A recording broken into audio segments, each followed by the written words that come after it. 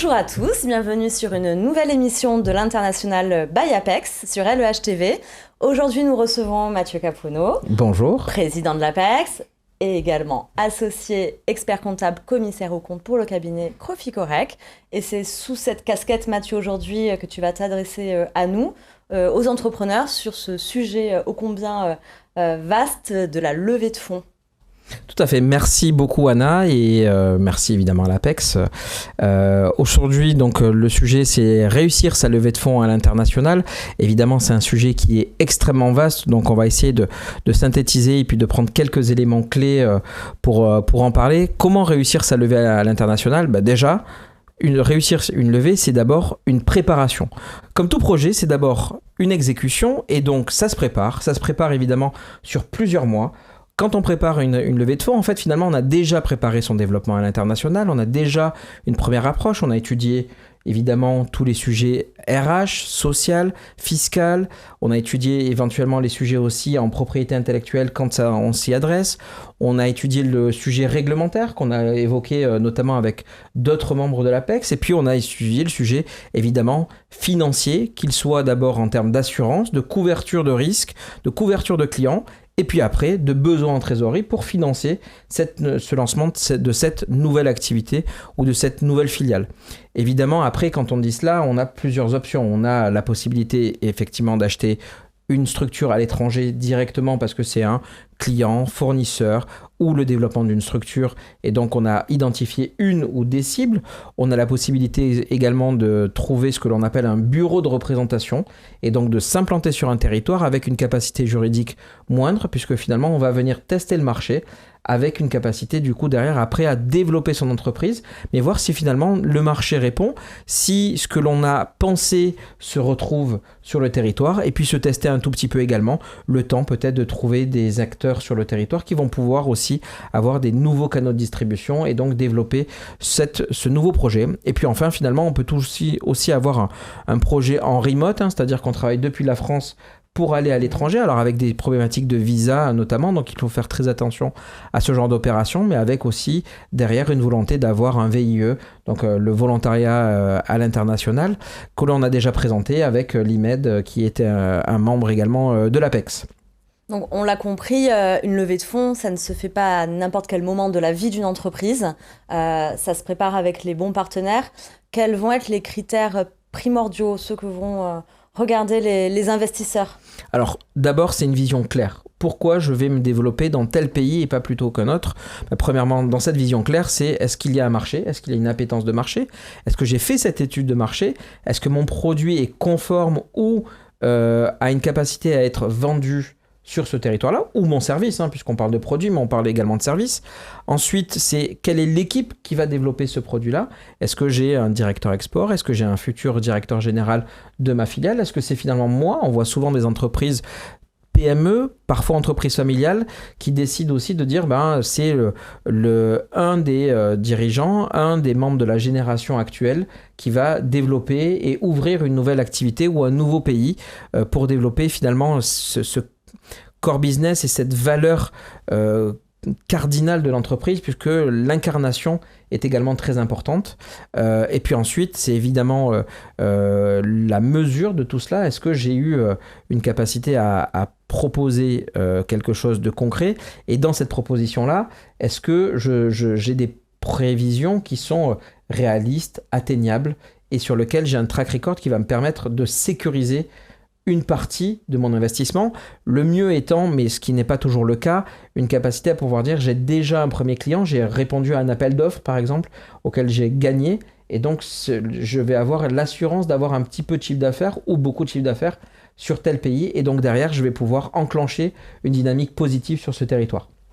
Merci Mathieu. Tu finis justement par le mot territoire. Est-ce que la région sud est un territoire fertile pour les entrepreneurs qui souhaitent effectuer donc des levées de fonds ? Est-ce qu'ils ont les investisseurs en face ?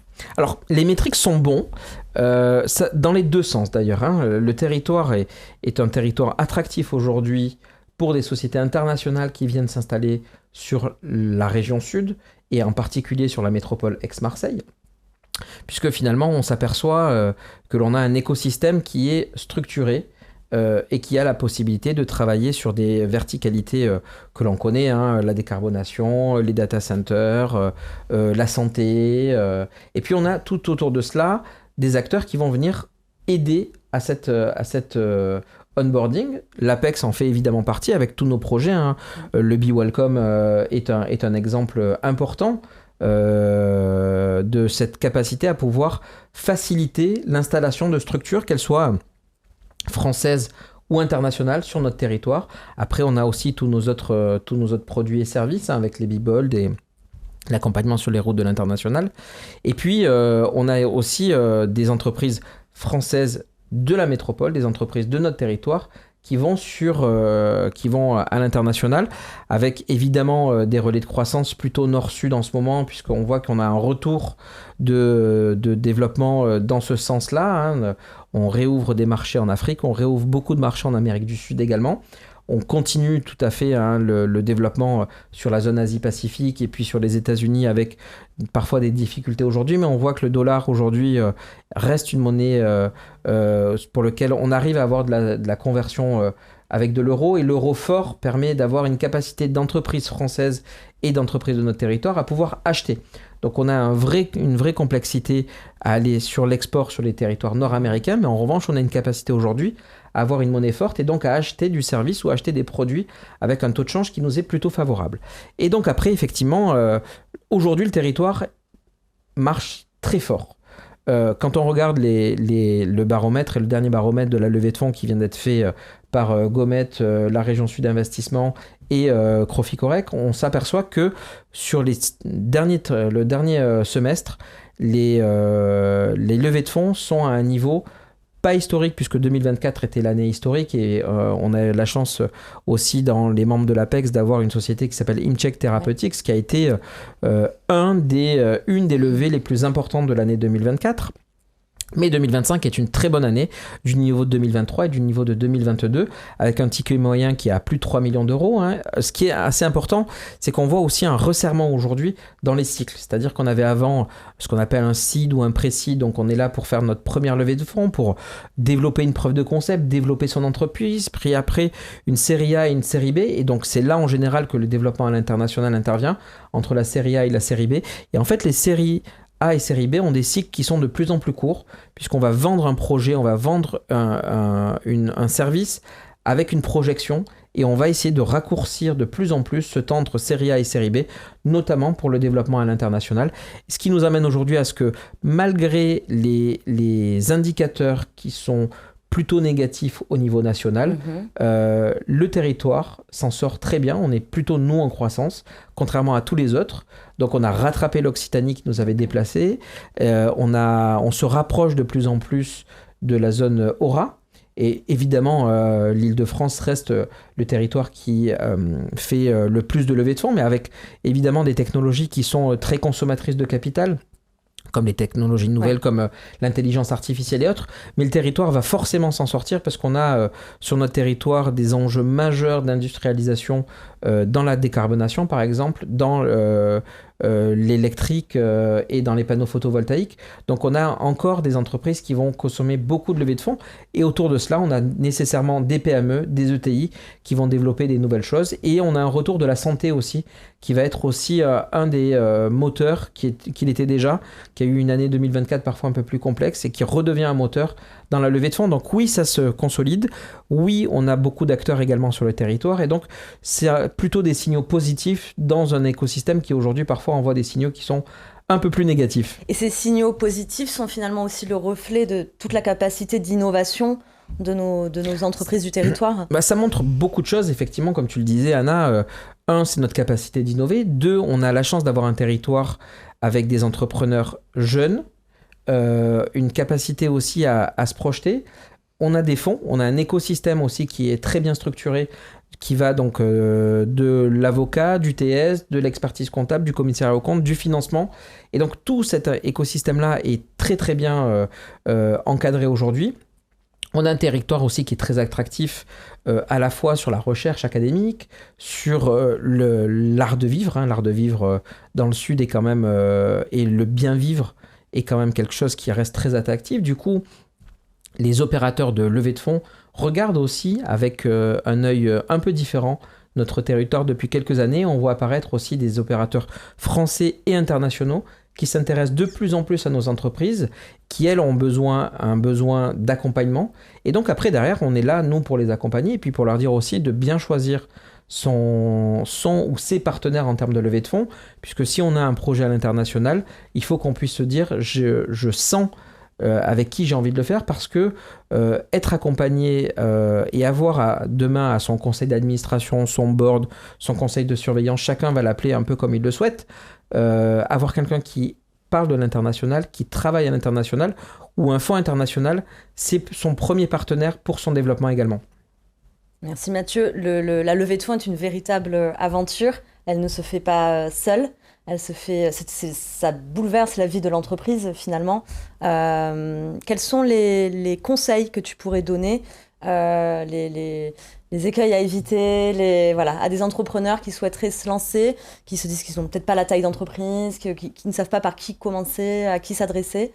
Voilà, les conseils phares pour commencer. Alors premièrement, être membre de l'APEX. Ça, c'est le conseil absolu, c'est être membre de l'APEX. Deuxièmement, c'est d'avoir un projet clair et solide. On l'a dit, on le répète souvent, les projets sur papier, ce qu'on appelait avant les projets sur PowerPoint, n'ont plus aucun écho. Donc on a l'importance d'avoir un prévisionnel solide, d'avoir un projet solide, de montrer la capacité de l'équipe à délivrer ce projet-là de manière efficace. Et puis, on a aussi désormais un regard un peu différent et plus sélectif, puisqu'il y a beaucoup de projets qui nécessitent beaucoup d'investissement sur notre territoire. Donc, montrer également aussi quelque chose qui semble réaliste. Les projets où on dit je fais 3 millions d'euros de chiffre d'affaires et puis l'année prochaine, je vais en faire 10 et puis après 50 en 2 ans. On a de plus en plus de mal à l'accepter, surtout dans des milieux ou dans des business qui n'ont pas ces taux de croissance-là aussi. Donc, soit j'ai une capacité à montrer que mon produit est en fait le nec plus ultra et qu'il apporte une vraie valeur complètement différente, disruptive dans mon marché, soit effectivement plutôt essayer de se caler sur une capacité à suivre une tendance sur un marché et puis montrer sa différence culturelle, sa différence, sa valeur ajoutée, et le reste va nécessiter une préparation et d'avoir un très bon encadrement parce que vous allez avoir besoin de montrer que vous avez pensé votre vision à 360. J'ai parlé en préambule de l'IP, donc de la propriété intellectuelle, mais ça doit aller au-delà. Est-ce que mes contrats aujourd'hui sont bons ? Est-ce que j'ai pensé mes contrats de distribution ? Est-ce que j'ai pensé à mes conditions générales de vente ? Est-ce que j'ai pensé, dans le cadre de ma levée de fonds, à bien anticiper les éventuelles fluctuations, de montrer aussi qu'il y a de la variabilisation, mais si je suis capable de variabiliser certains éléments, je vais être capable aussi de mieux ajuster mon besoin en levée de fonds, de travailler sur mes RH. Est-ce que j'ai travaillé aujourd'hui sur mes contrats de travail ? Est-ce que je vais travailler sur de l'expatriation, de l'impatriation ? Et en fait, quand on arrive avec un projet qui est travaillé de A à Z, nécessairement, la plupart du temps, on a besoin d'un accompagnement. Mais quand cet accompagnement est fait et bien fait, vous avez des acteurs qui vont nécessairement avoir un regard différent sur votre projet et qui vont être embarqués. Et enfin, le dernier point, c'est effectivement cette histoire de ce qu'on dit de storytelling. C'est extrêmement important. Si on prend l'exemple aujourd'hui des business angels, ils reçoivent juste sur notre territoire entre 4 et 600 projets par an. Donc vous avez besoin d'embarquer et de faire embarquer avec vous des acteurs qui vont être vos premiers ambassadeurs. Et quand on fait une levée de fonds, finalement, nos premiers ambassadeurs, c'est nous-mêmes. Ensuite, ce sont nos collaborateurs. Et dans le premier, deuxième cercle, ça devient les opérateurs avec qui on a fait la levée de fonds. Merci Mathieu. Donc tu nous as embarqué, toi, sur le sujet de la levée de fonds. On l'a bien compris, l'APEX est là donc pour vous informer, vous accompagner sur le sujet, tout comme Croficorec. Merci Mathieu. Merci Anna et merci à vous. Et je vous dis à bientôt sur les routes de l'international.